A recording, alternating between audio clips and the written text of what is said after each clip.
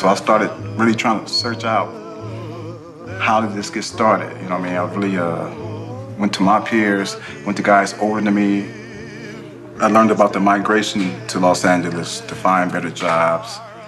And like I said, to escape the prejudice that was going on in the South.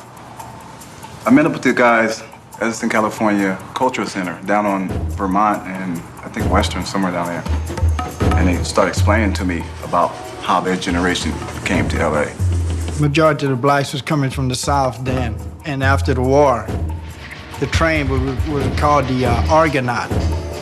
It was a train that stopped at every little town from Mississippi, Georgia, Louisiana, and Texas. Before it got to Union Station, it was stopped by Central Avenue, and all the black people had to get off.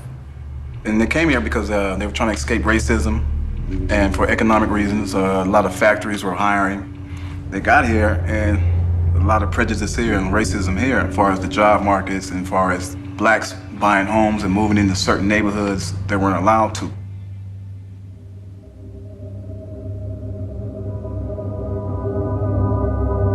Racism was alive and kicking right here in Los Angeles.